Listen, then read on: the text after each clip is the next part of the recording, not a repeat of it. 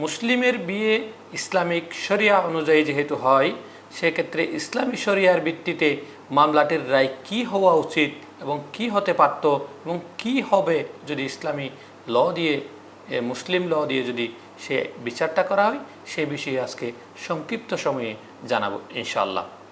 আসুন আমরা আজকের একটু পর্যালোচনা করি। আসসালামু আলাইকুম ওয়া রাহমাতুল্লাহি ওয়া বারাকাতুহু। সম্মানিত দর্শক শ্রোতা ভাই বন্ধুগণ, স্বদেশ কিংবা প্রবাস থেকে এই মুহূর্তে যারা আজকে আমাকে শুনছেন, আপনাদের সকলের প্রতি রইল আন্তরিক অভিনন্দন। আজকে যে বিষয়ে কথা বলছি সেটা হচ্ছে নাসির তামিমার অবৈধ বিয়ের বিরুদ্ধে তামিমার স্বামী রাকিব যে মামলাটি করেছিল 2021 সালে, সেই মামলার আজকে রায় হয়েছে।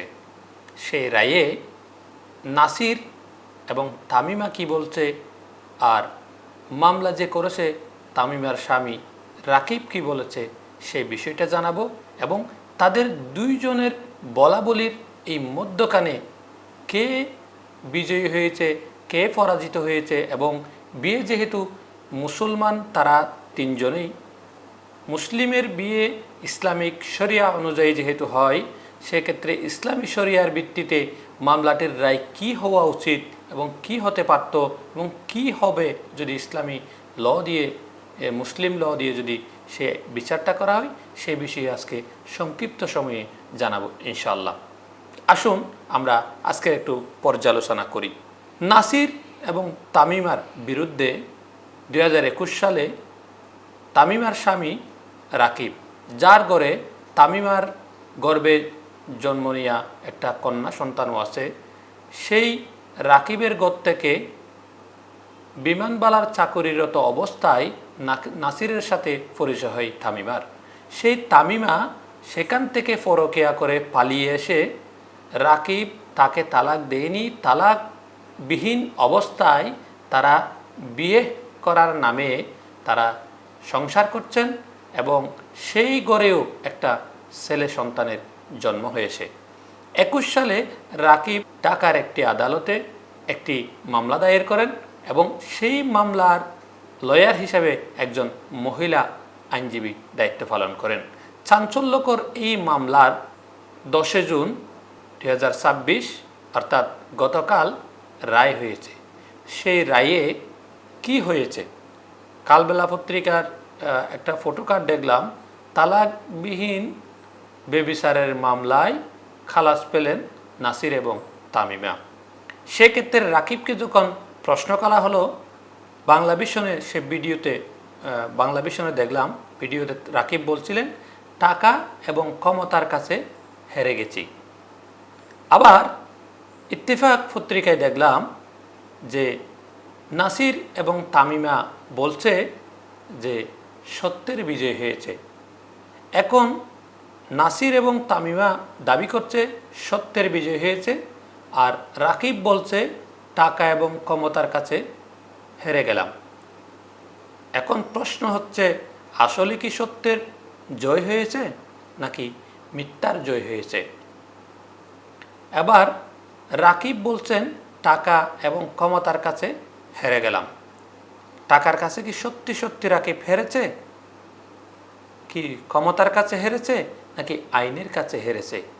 এই প্রশ্নের উত্তর আজকে জানাবো ইনশাআল্লাহ। এবার আসি, মুসলিমের বিয়ে ইসলামিক আইন অনুযায়ী হয়, আর ইসলামিক শরিয়া অনুযায়ী একজন পুরুষ যখন একজন মহিলার সাথে বিবাহ বন্ধনে আবদ্ধ হয়, সেই বিবাহটা হবে ইসলামিক শরিয়া অনুযায়ী। ইসলামিক শরিয়া অনুযায়ী কোনো স্ত্রীকে যদি স্বামী তালাক না দেয়, স্ত্রী তো তালাক দেওয়ার মতো কোনো সুযোগ ইসলামে নাই, অর্পিত তালাক দিতে হবে। অর্থাৎ বরণ পোষণের সমস্যা থাকলে, যদি তার ফিজিক্যালি কোনো ধরনের অক্ষমতা থাকে, সেক্ষেত্রে যদি সেটা প্রমাণিত হয়, এই ধরনের আরও কিছু কিছু বিষয় আছে যেগুলো যদি স্বামী অক্ষম হয়, তাহলে সেক্ষেত্রে বাংলাদেশের কাবিননামায় একটা কয়েকটা কাওয়াম রেখেছে যে অর্পিত তালাকের মতো অবস্থায় স্ত্রী ডিভোর্স দিতে পারবে। কিন্তু ইসলামিক শরিয়া বলে যে যদি স্বামী তাকে অনুমতি দেয় যে তুমি আমাকে এই এই বিষয়ে তালাক দাও, তাহলে অর্থাৎ স্বামী তালাকটা মূলত স্বামী দিয়েছে, ওটা কবুল করার মতো করে অর্পিত তালাক দিতে পারে। কিন্তু মূলত তালাক নারীদেরকে অধিকার দেওয়া হয় নাই, কারণ পুরুষরাই তালাক দেবে, এটা হচ্ছে ইসলামিক শরিয়া।